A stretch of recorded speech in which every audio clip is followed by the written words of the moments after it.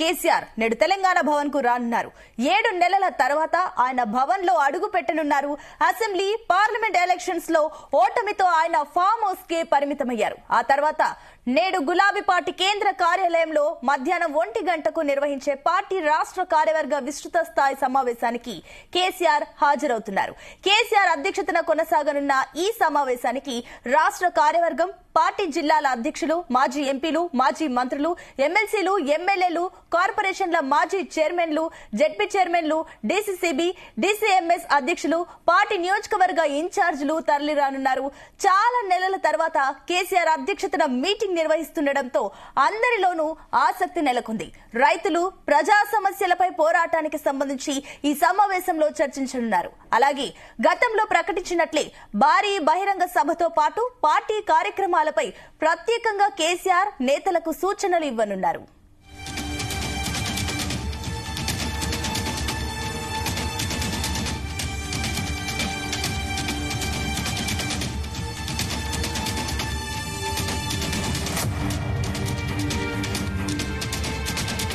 ఇక 7 నెలల తర్వాత కేసీఆర్ ఇప్పుడు బీఆర్ఎస్ భవన్ కి చేరుకోబోతున్నారు. అక్కడ పార్టీ పెద్దలతో కూడా అందరితో కూడా చర్చించినట్లు తెలుస్తుంది. దీనికి సంబంధించి మరిన్ని డీటెయిల్స్ మా బ్యూరో చీఫ్ నరేందర్ అక్కడ బీఆర్ఎస్ భవన్ నుంచి లైవ్ ద్వారా అందిస్తారు. Narender, over to you.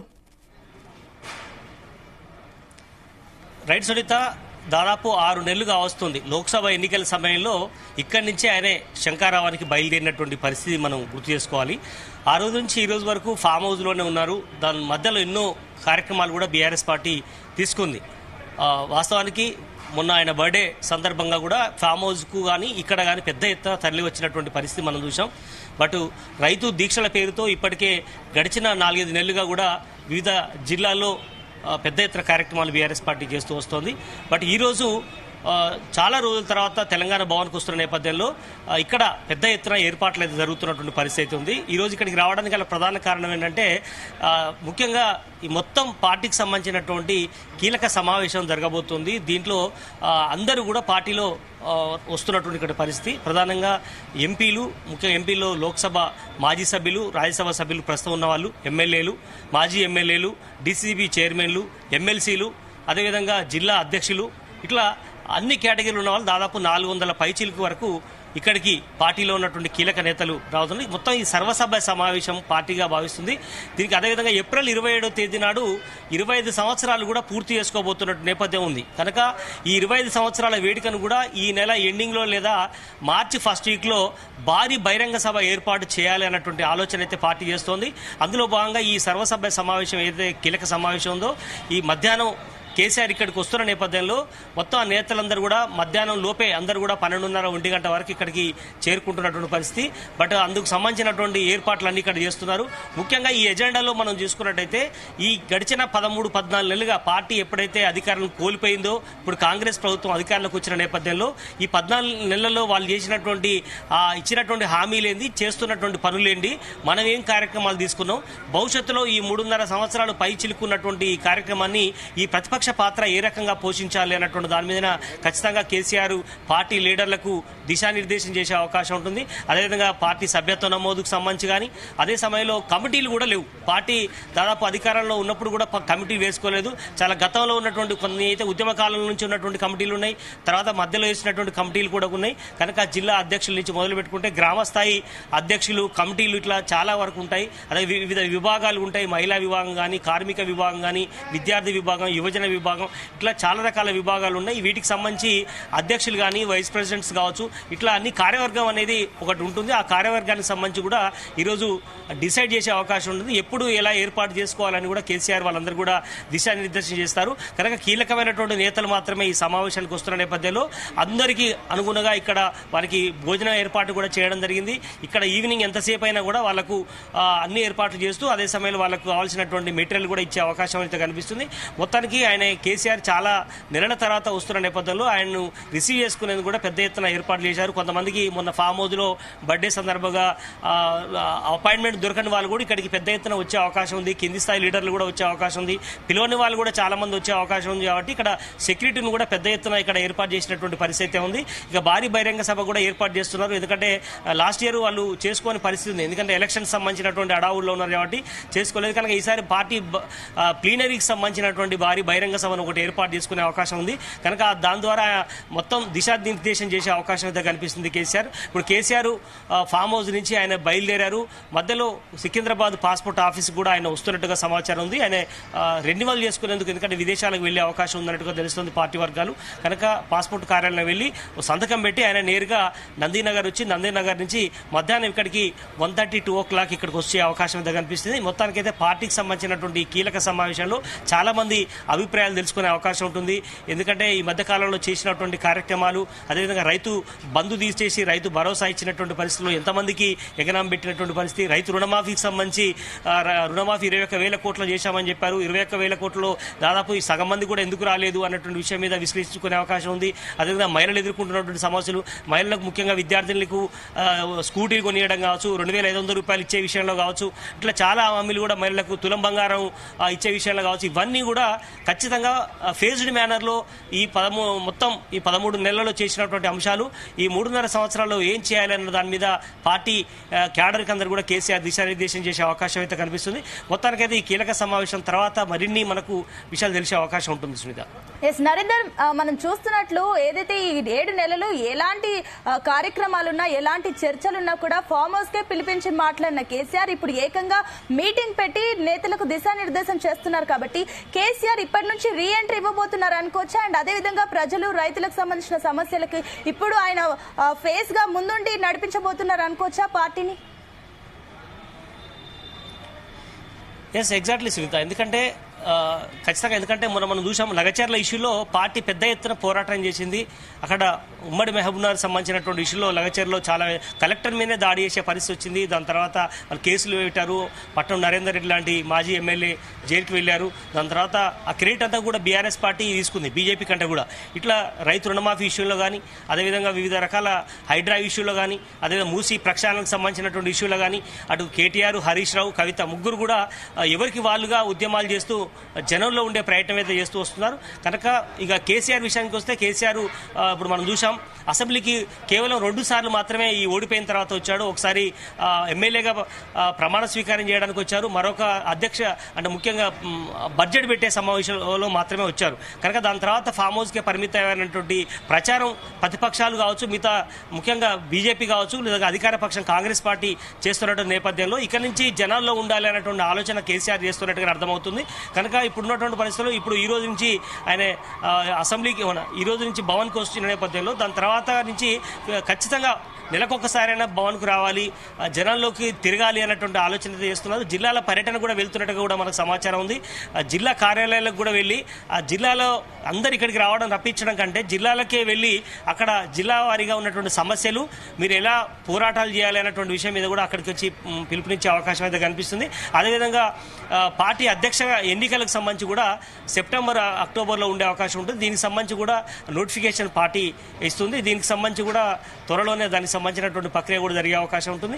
మొత్తానికైతే ఈరోజు ఈ పార్టీ సర్వసభ్య సమావేశానికి సంబంధించి ఏదైతుందో దీంట్లో అన్ని విషయాలు కూడా దాంట్లో మాట్లాడతారు. పార్టీకి సంబంధించిన ఎమ్మెల్యేలు ఏం పని చేయాలి, ఎంపీలు ఏం పని చేయాలి, రాజ్యసభలో పార్లమెంట్లో ఏ రకమైనటువంటి ఫైట్ చేయాలి, కేంద్ర ప్రభుత్వం అనుసరిస్తున్నటువంటి విధానం కావచ్చు, మోడీ అనుసరిస్తున్నటువంటి విధానాలు, ముఖ్యంగా గత ప్రభుత్వంలో తామున్నప్పుడు ఏ రకమైన నిధులు ఇవ్వలేదో ఇప్పుడు ఈ కాంగ్రెస్ ప్రభుత్వంలో కూడా ఇస్తలేదు. కాబట్టి తెలంగాణ కోసం కొట్లాడాల్సినటువంటి పార్టీ తెలంగాణదే అని చెప్పుకునే అవకాశం ఉంది. కనుక రాజ్యసభ సభ్యులకు కూడా ఆ రకంగా చెప్పే అవకాశం ఉంది. ఇక్కడ ఎమ్మెల్యేలు ఫిరాయించినటువంటి వాళ్ళు ఎవరైతే ఉన్నారో 10 మంది, వాళ్ళ మీద ఇప్పటికే సుప్రీంకోర్టు దాకా వెళ్ళారు. కాబట్టి వాళ్ళకు కూడా ఎలాంటి దిశానిర్దేశం చేసే అవకాశం ఉంది, ఫైట్ చేయమని. ఇప్పటికే కేటీఆర్ కావచ్చు, లీగల్ టీం కావచ్చు, ఇప్పటికే సుప్రీంకోర్టుకు వెళ్ళారు, హైకోర్టుకు వెళ్ళారు.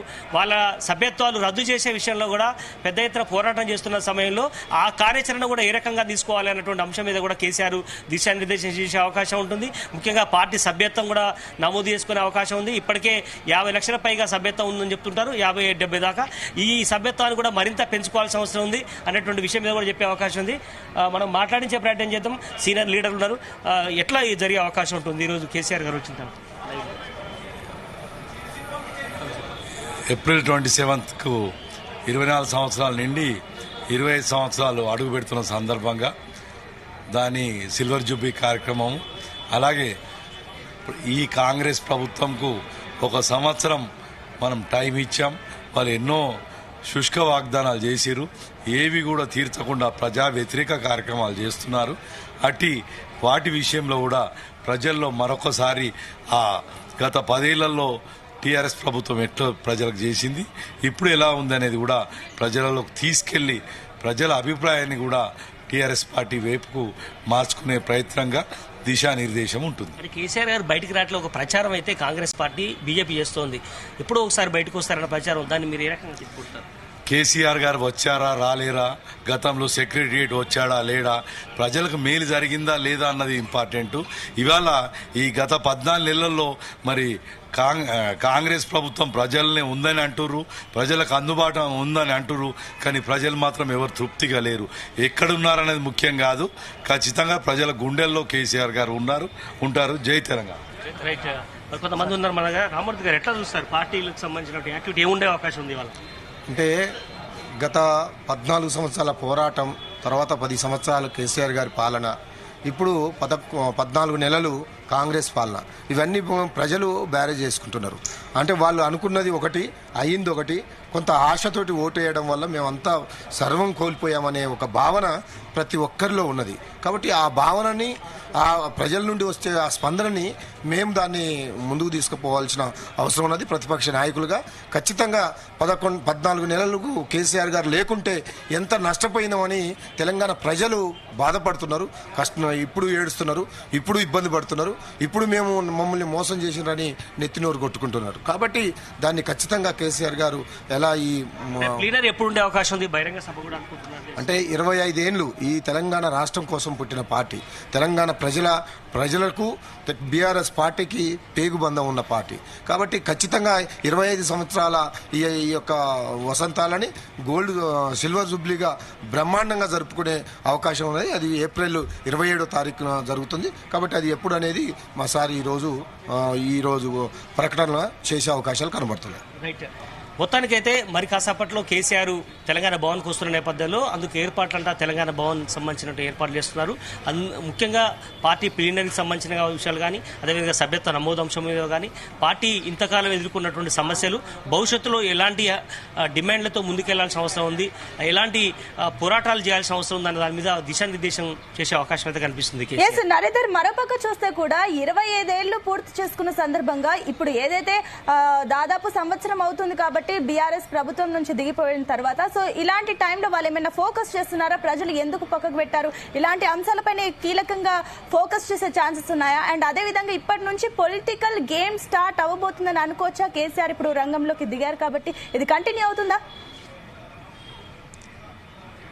ఖచ్చితంగా సునీత, ఎందుకంటే ఒక గేమ్ చేంజర్ లెక్క చూస్తున్నారు. ఎందుకంటే పార్టీ ఇప్పటిదాకా ఒక ఎత్తు, ఇప్పుడు చేయాల్సిన పోరాటాలు కూడా మరో ఎత్తుగా పార్టీ అయితే ప్లాన్ చేస్తుంది. ప్రధానంగా ఈ మధ్యకాలంలో మనం చూసాం, బీఆర్ఎస్ పార్టీ బీజేపీ కంటే కూడా ఎక్కువ పోరాటాలు చేసినటువంటి పరిస్థితి. రైతు రుణమాఫీ విషయంలో కానీ, రైతు దీక్షల పేరుతో కానీ, అదేవిధంగా హైడ్రా ఇష్యూలో కానీ, మూసి ప్రక్షాళన విషయంలో కానీ, లగచర్ల ఇష్యూలో పెద్ద ఎత్తున జైలుకి వెళ్ళినటువంటి విషయంలో కానీ, అందుకే ఖచ్చితంగా కూడా దాన్ని బీఆర్ఎస్ పార్టీ ఓన్ చేసుకుంటుంది. అన్ని విషయాల్ని కూడా ఏదైతే ఈ కాంగ్రెస్ ప్రభుత్వం 6 గ్యారంటీలు ఏదైతే చెప్పిందో 6 గ్యారంటీలు అమలు చేయడంలో వైఫల్యం చెందిందంటూ బీఆర్ఎస్ పార్టీ దాన్ని యోచన చేసుకునే ప్రయత్నం చేస్తుంది. అంతకంటే ముందు కూడా ఈ ప్రభుత్వం 420 హామీలు ఇచ్చింది. ఆ 420 హామీలు చేసి ప్రజలను నడ్డివిర్చిందంటూ కూడా బీఆర్ఎస్ పార్టీ దీన్ని పెద్ద ఎత్తున జనంలోకి తీసుకెళ్లే ప్రయత్నం చేసింది. కాకపోతే మొన్న పార్లమెంట్ ఎన్నికల్లో కొంత ఎదురుదెబ్బ పార్టీకి ఎదురైనప్పుడు కూడా భవిష్యత్తులో మాదే అధికారంలోకి రాబోతున్నాము అనేటువంటి మెసేజ్ జనాల్లోకి తీసుకెళ్లే ప్రయత్నం అయితే చేస్తున్నారు. అదేవిధంగా ఈ పార్టీ ఫిరాయించినటువంటి ఎమ్మెల్యేలు కావచ్చు, ఎమ్మెల్సీ ఎమ్మెల్సీలకు సంబంధించి కోర్టులో ఇప్పటికే వెళ్ళినటువంటి నేపథ్యం. ఒకవేళ ఆ 10 మంది మీద వేటు పడితే ఖచ్చితంగా వాళ్ళ ఆ స్థానాల్లో మేము ఉప ఎన్నికలు వస్తే ఖచ్చితంగా మేమే గెలుస్తామనేటువంటి భరోసా కూడా ఇప్పటికే ఆ పార్టీ క్యాడర్కి సంబంధించినటువంటి విషయాన్ని చెప్పే ప్రయత్నం అయితే చేస్తున్నారు. కనుక ఇక కేసీఆర్ బయటికి వస్తున్న నేపథ్యంలో ఖచ్చితంగా ఇక ఫేజ్డ్ మేనర్లో ఎవ్రీ మంత్ ఏమేమి చేయాలి కార్యక్రమాలు అనేటువంటి విషయంలో దిశానిర్దేశం చేసే అవకాశం ఉంటుంది. పార్టీ బహిరంగ సభ ప్లీనరీని ఏర్పాటు చేసుకునే సంస్కృతి పార్టీకి ఉంటుంది. కనుక దాని ద్వారా మొత్తం ఎవ్రీ ఇయర్ కూడా ఏమేం చేస్తారన్న దాని మీద ఒక దిశానిర్దేశం చేసుకుంటుంది పార్టీ. పునఃసమీక్ష కూడా చేసుకుంటుంది. పార్టీ ఎక్కడ వీక్ అయింది, ఎందుకోసం మనం జనాల నుంచి మనం దూరం చేసుకున్నారు. ఎందుకంటే 9.5 సంవత్సరాల పాటు అధికారంలో ఉన్నటువంటి పార్టీ, 14-15 సంవత్సరాల పాటు ఉద్యమంలో ఉన్నటువంటి పార్టీ, ఇప్పుడు 13-14 నెలల నుంచి ప్రతిపక్షంలో ఉన్నటువంటి పార్టీ. కనుక ఈ 3 దశలను చూసినటువంటి పార్టీ కాబట్టి 25 ఏళ్లలో ఏమేమి ఎదుర్కొంది, భవిష్యత్తులో ఏమేమి చేయాలి జనాలకు అన్నటువంటి దాని మీదనే ప్రధానమైనటువంటి ఫోకస్ చేసే అవకాశం ఉంటుంది. ముఖ్యంగా తెలంగాణ కోసమే పుట్టినటువంటి పార్టీ, నీళ్లు నిధులు నియామకాల కోసం పుట్టినటువంటి పార్టీ అని చెప్పుకుంటున్నటువంటి ఈ బీఆర్ఎస్ పార్టీ కనుక కాంగ్రెస్ పార్టీ ఇచ్చినటువంటి హామీల్ని ఖచ్చితంగా నెరవేర్చేదాకా కూడా వెంటాడతామని చెప్పే ప్రయత్నం అయితే చేస్తున్నారు. కనుక ఒక్కొక్కరు ఈ అంశం మీద మాట్లాడేందుకు కూడా చాలా మంది ఇక్కడికి వస్తున్నారు. ఖచ్చితంగా తెలంగాణ భవన్కు 12 గంటల వరకు అందరూ కూడా ఎంపీలు, ఎమ్మెల్యేలు, డీసీసీబీ చైర్మన్లు అందరూ కూడా ఇక్కడికి వచ్చే అవకాశం ఉంది. వాళ్ళందరినీ ఉద్దేశించి కేసీఆర్ మాట్లాడతారు. వారికి ఒక్కొక్కరికి ఒక కార్యాచరణ ఇచ్చే అవకాశం ఉంటుంది. ఖచ్చితంగా జనాల్లోనే ఉండాలి, నియోజకవర్గంలో ఉండి ఖచ్చితంగా కూడా పోరాటం చేస్తేనే పార్టీకి భవిష్యత్తు ఉంటుందనేటువంటి మెసేజ్ చెప్పే అవకాశం అయితే కనిపిస్తుంది. కనుక కేంద్రంలో ఉన్నటువంటి బీజేపీ ఇక్కడ రాష్ట్రంలో వచ్చే అవకాశమే లేదు. అది కేంద్రంలో మాత్రమే పరిమితం అవుతుంది. ఇక్కడ మాత్రం ఆ పార్టీకి అవకాశం లేదు. తెలంగాణ కోసమే పుట్టినటువంటి పార్టీకే భవిష్యత్తులో స్థానం కల్పిస్తారనే మెసేజ్ కూడా కేసీఆర్ ఇచ్చే అవకాశం ఉంది. కాబట్టి ఖచ్చితంగా దిశానిర్దేశం చేసే అవకాశం ఉంది. మధ్యాహ్నం మనకు మరింత సమాచారం వచ్చే అవకాశం ఉంటుంది. Right Narender, thank you.